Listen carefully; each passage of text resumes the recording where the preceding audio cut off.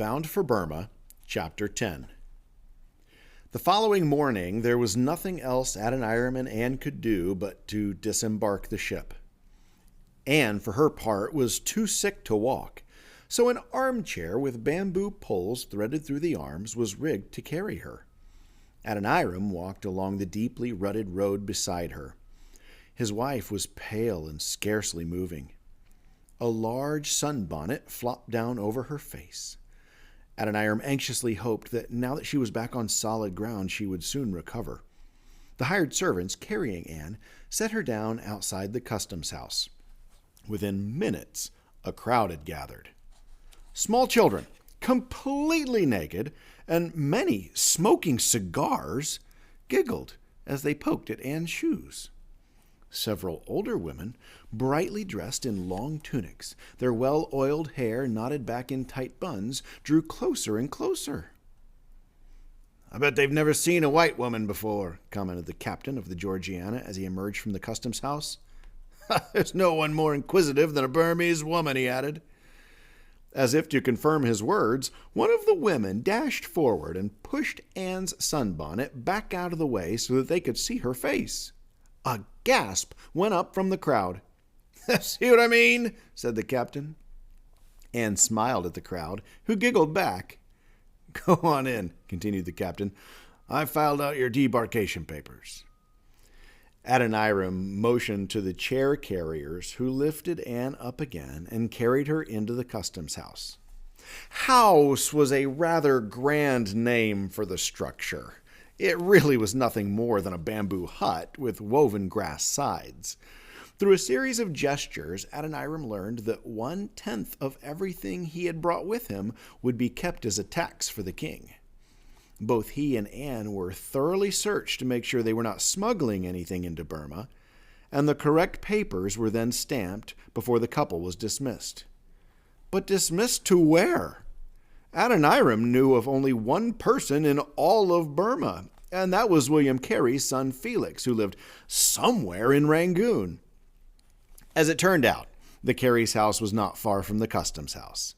So soon Adoniram and Anne found themselves looking up at a stately teak home quite out of place because of its solid construction. Adoniram pulled a rope attached to a bell, and within a few seconds an old native man appeared. The man was startled to see two white people at the gate, and he immediately swung the gate open and ushered the couple into a courtyard. Soon, a tall, slim woman arrived, trailed by 3 toddlers. She was dark-skinned, but not as dark as the Burmese people.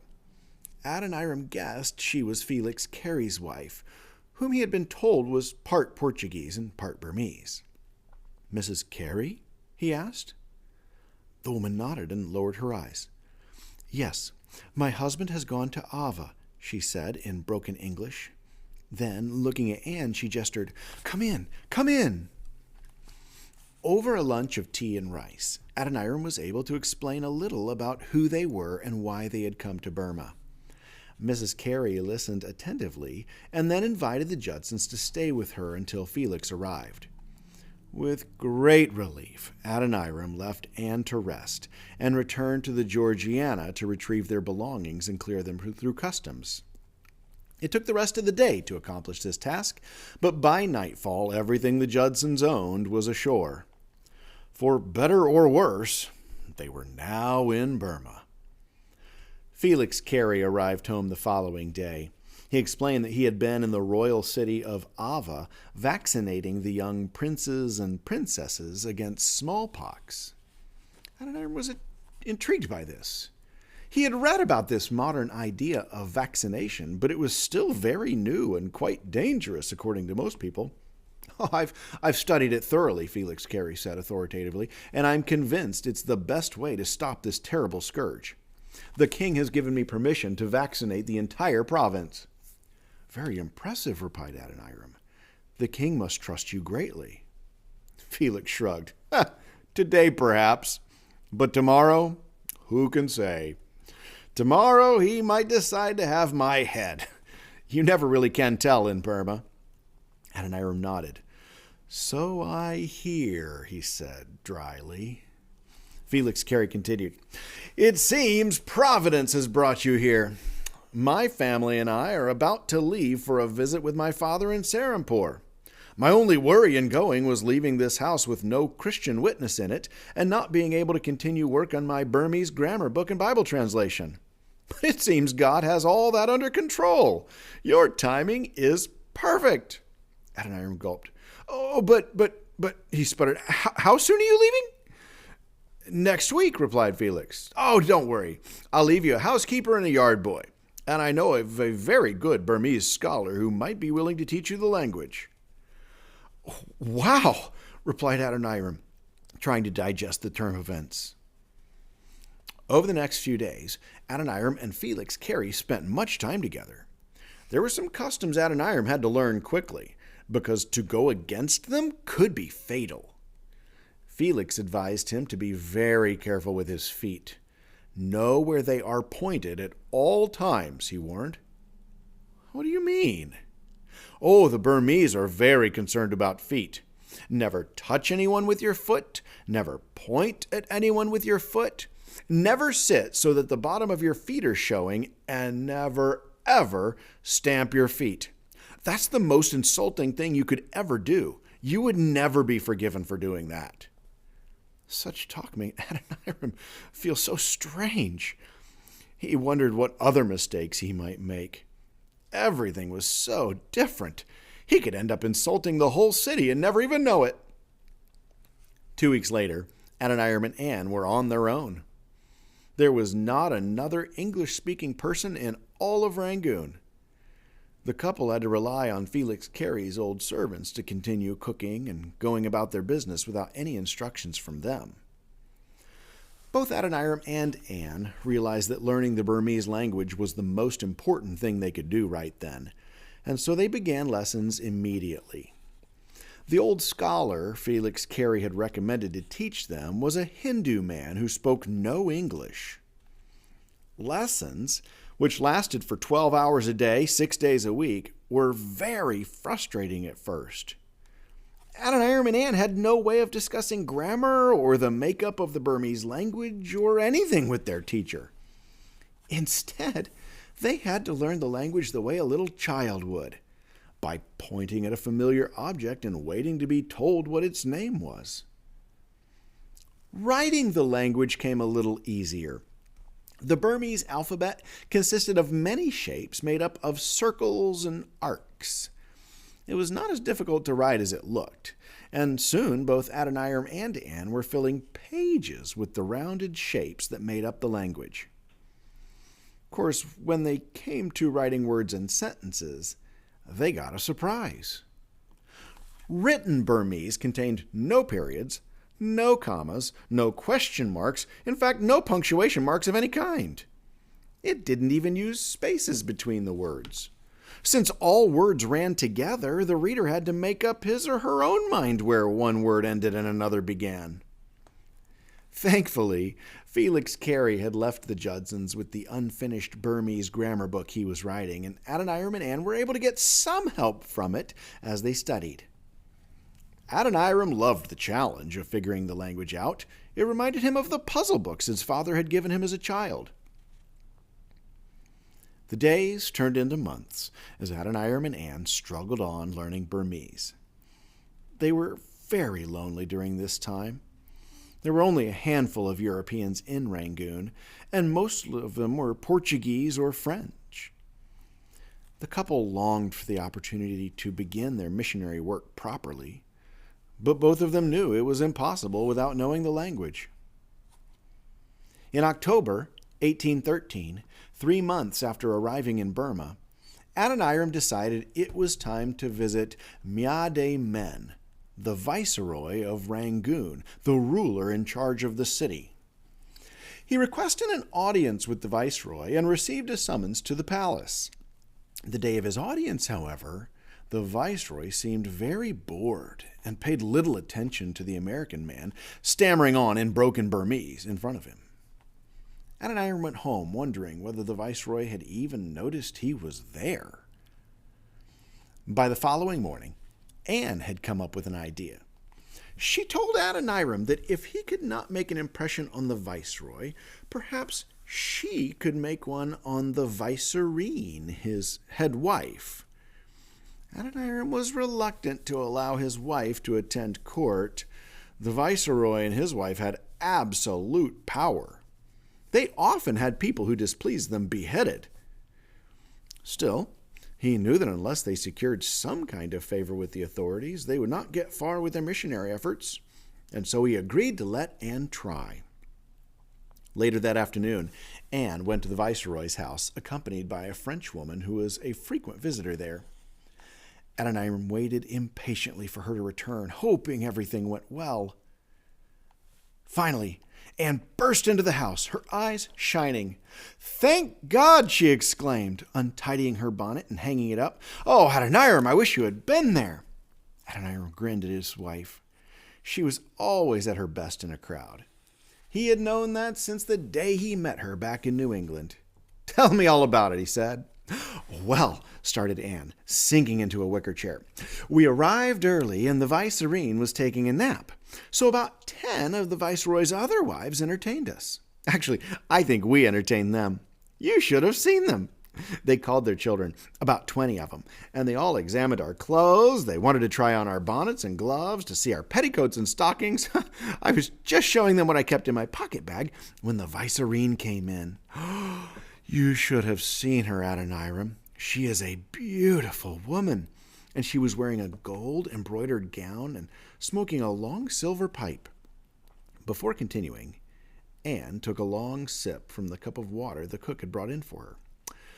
When the vicereine walked into the room, all the other wives jumped out of the way and crouched down alongside the walls. The children disappeared too. The vicereine then beckoned Madame Duval and me to sit on a mat with her. She asked so many questions. Sometimes I didn't know enough Burmese to answer them, so I hope she understood me. Questions like what? What did she ask? Inquired Adoniram. Oh, all sorts.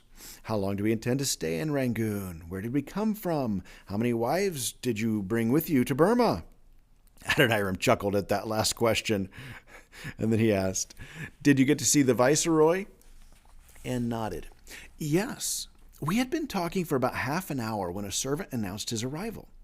I got to my feet and bowed low, and when I looked up, there he was. What a fierce-looking man. He looked as though he had come straight from the battlefield. He was holding a 6-foot-long spear and looked like he was about to order us all out at any moment. But when he saw his wife, his demeanor softened, and he had a servant offer us drinks. He didn't stay long, but I'm sure he had to figure out I was your wife. When Madame Duval and I were ready to leave, the vicereine grabbed my hand. She told me I must come back and visit her often, and that she would consider me like a sister from now on. You certainly make a better diplomat than I do, Adoniram chuckled with admiration. God willing, we will not need to call on the vicereine for special favors, but in Rangoon, anything can happen.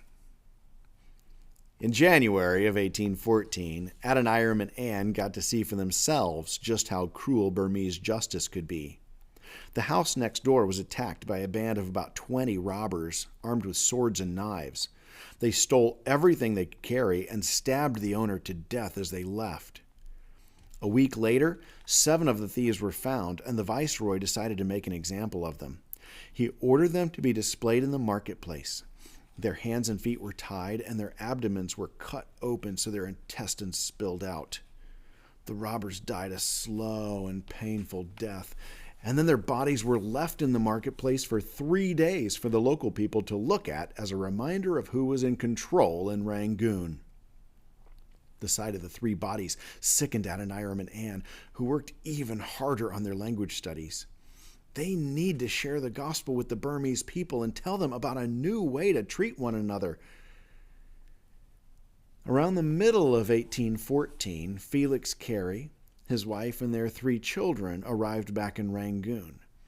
Felix had been offered a permanent post in the royal government in Ava, and he had accepted the position. However, since this meant he would have to give up his missionary career, Adoniram and Anne would be the only official missionaries in Burma. Adoniram and Anne liked Felix Carey and his family. They had looked forward to getting to know them all the better, and so it was with mixed emotions that they said farewell to the Careys as they boarded a government boat for the journey upriver to Ava. It would have been an even sadder farewell had they known what lay ahead. Felix was the only member of his family to survive the trip. The boat had sailed only a few miles upriver when a storm swept in, whipping up the surface of the river and capsizing the boat. Despite Felix's desperate attempts to save his family, his wife and his 3 children were all drowned. Felix himself was so traumatized by the event that he decided not to go on to Ava. Instead, he wandered off aimlessly into the Burmese interior. Because of the poor communications in Burma, it was 2 weeks before Adoniram and Anne received word of the tragedy. Waiting 2 weeks before hearing news of the tragedy was nothing, though, compared to the length of time Anne and Adoniram had to wait for mail from the United States to arrive. It was 3 years and 7 months after they sailed from Massachusetts before they got their first letter from America. The letter contained good news, however. Luther Rice had stayed true to his word.